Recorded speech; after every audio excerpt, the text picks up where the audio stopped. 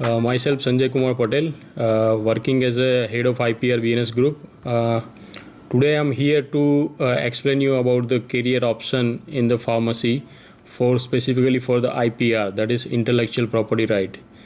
In today's competitive scenario, selecting a task of career selection is very difficult, and considering the options available, many times students are much not aware about what career option they have to select going forward, because in today's world there are so many other competitive job options are available, but because of the lack of knowledge they are not knowing, and ultimately they end up selecting the job which is already available conventionally. But if in the tough competition of today, if one has to make themselves differentiating from the others and want to make their career successful, they have to go beyond the conventional role and find the career option which is available and have a very good future prospects.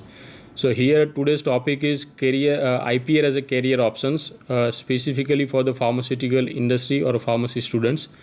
Now, role of pharmacist, how pharmacist can play a role into the IPR domain.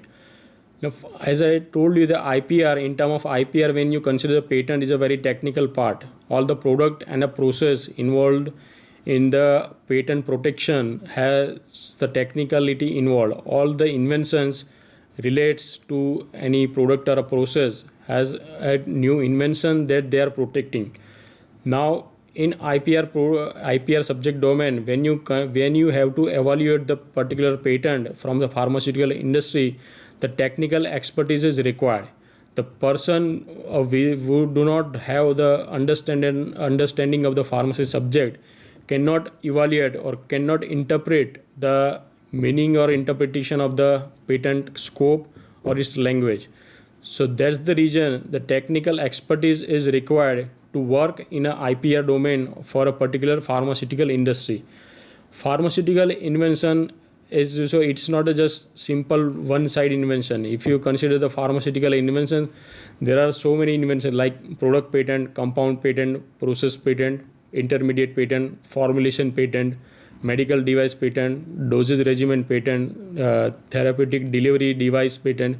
So there are so many different subdomains available under the pharmaceutical invention. So one person who is not related to or not aware about the pharmaceutical industry or pharmaceutical subject cannot evaluate that particular patent or invention.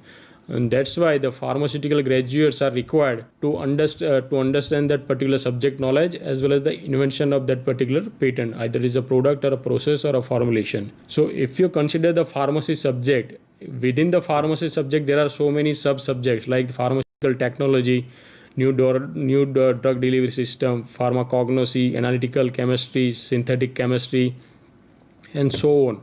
So within the only single pharmacy subject there are so many subjects, and one can understand all the subjects. One, he has the undergoes that the particular course of the pharmacy, either undergraduate or the postgraduate. So pharmacists play a very critical role in working into the pharmaceutical industry of the IPR department to evaluate that particular patent related to pharmacy subject, either it is a process or a product, and can help to get the good business decision as well as the patent decision going forward.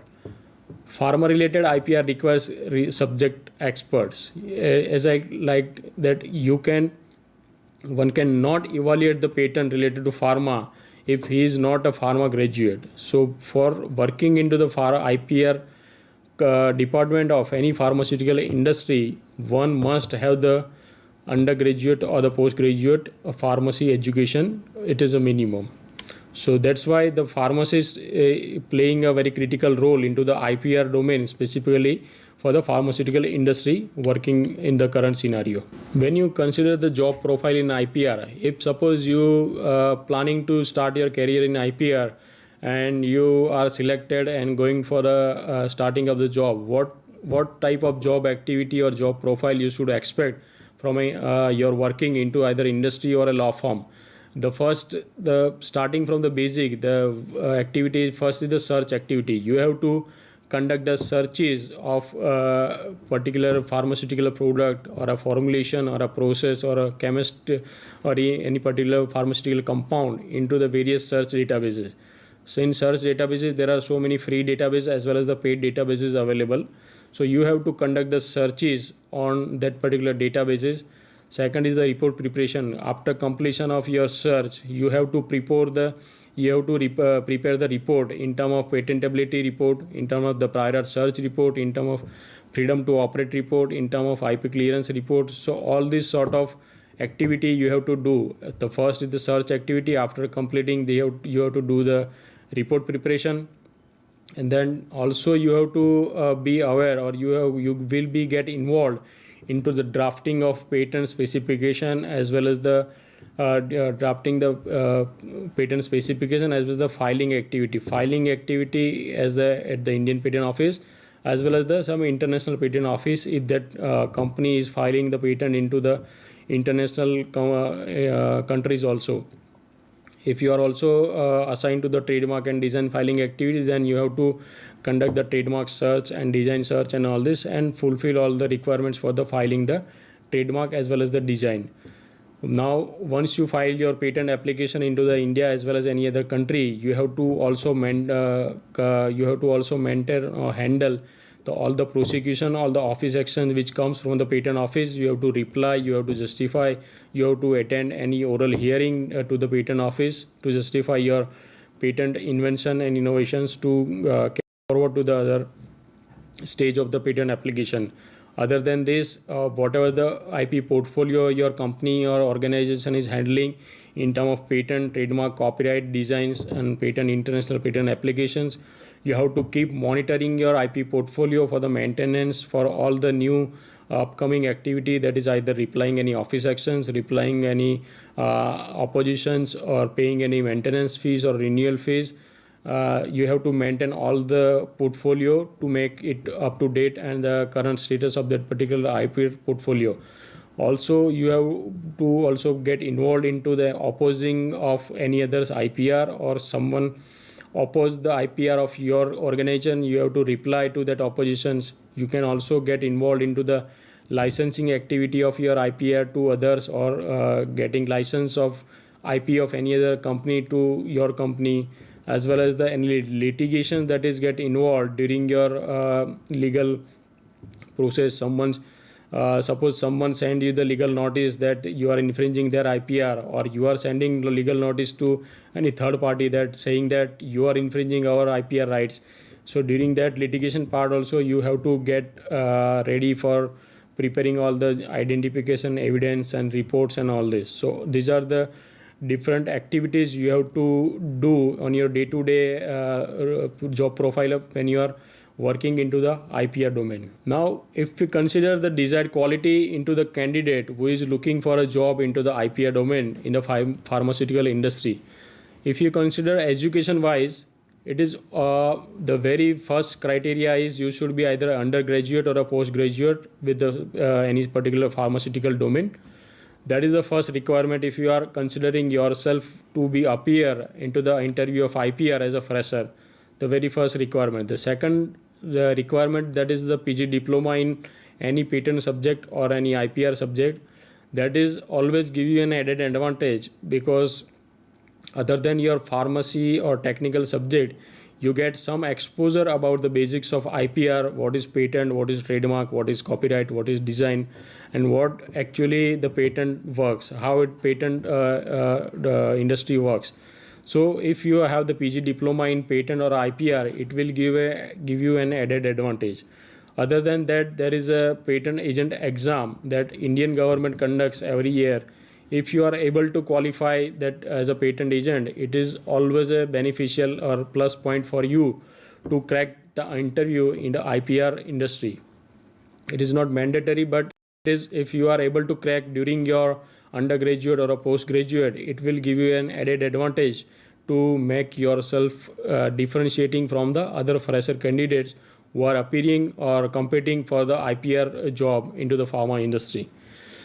Other than this basic educational qualifications, the candidate who want to make career into the IPR domain, should have good subject knowledge of pharmaceutical, all the pharmaceutical subject, have good analytical skill, because working into the IPR department or a patent department requires us so much reading, so much interpretation of technical terms, domains, technologies, and all this related to pharmacy.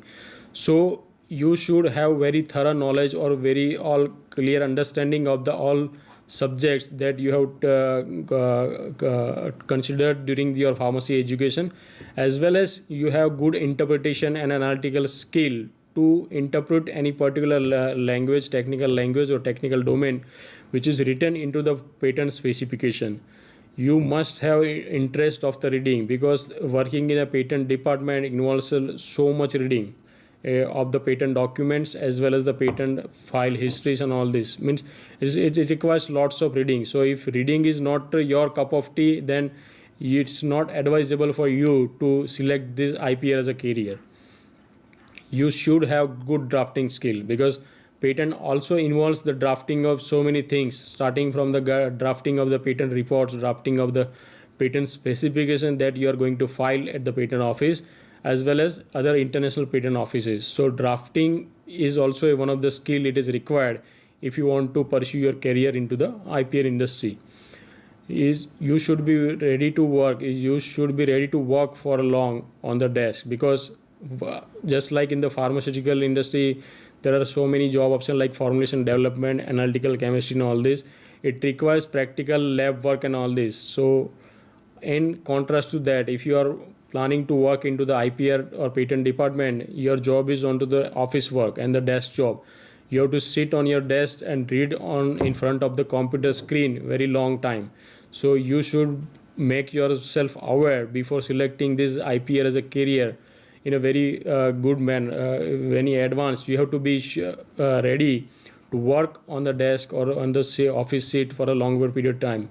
So these are the basic requirements one should look for the IPR as a career when he or she is selecting. Now in terms of career growth options, now if you have finally decided to pursue your career into the IPR, then your career or growth option, what are the career options available for you as a pharmacy graduate or the postgraduate into the industry? So very first is all the established pharmaceutical company or R&D centers have their own IPR department. So you have a choice or you have option to start your job under the IPR department of any pharmaceutical company or R&D centers. Other than this, there are IP law firms, because IPR subject is related to legal. It's a techno-legal subject. So there are so many law firms who are working throughout the industry. It is not specifically for the pharma, but they are working for all other domains, including the pharmaceutical industry also. So you have an option of job under the law firms also. Other than this, there are so many KPOs, that is knowledge process outsourcing, business process outsourcing, and legal process outsourcing. Such type of consulting work is going on, or BPO, KPO, LPO organizations are there. They also require so many technical experts which have a technical knowledge of the pharmaceutical industry or technical knowledge of the pharmacy subject, as well as the IPR domain. So they are also looking for such candidate, and if you have both the combination, you can be a good candidate for them.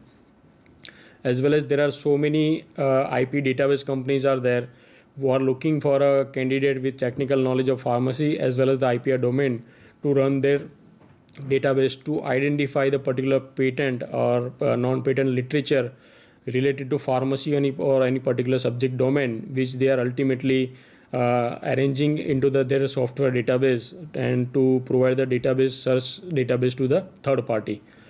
There are so many IP analytics company available into the market where you can get the option of career. At the end, independent practice is also possible, but for that you have to be in the industry or a law firm or any good organization for a long period of time to get good experience to work independently in this IPR. So these are the options available, like to select your career as an IPR into the when you are particularly have the pharmacy as a technical background, as well as you are planning to pursue your career into the IPR. Like the first is the pharmaceutical industry, the law firms, the KPOs, the BPOs, LPOs, as well as IP analytics company, IP database company. And at the end, after a good number of years of experience and knowledge, you can always have an option to start independently. This is all about the your option as a career in IPR when you are particularly completing your graduation or a post graduation with the pharmaceutical subjects. Consider your thorough technical knowledge into the pharmacy, as well as your good analytical drafting skill, and your willingness to pursue your career into the IPR, because IPR is not a very subjective knowledge. It's a very dry subject, and as well as you have to be sure very much before starting your career. But and because IPR, it is not a conventional job option right now from the pharmaceutical industry. So if you want to pursue your career, there is a very good options and the futures available, because going forward, India is also considering IPR as one of the best tool for the industry driven and R&D motivation and encouragement. So with this, I want to say thank you all and all the best to all students.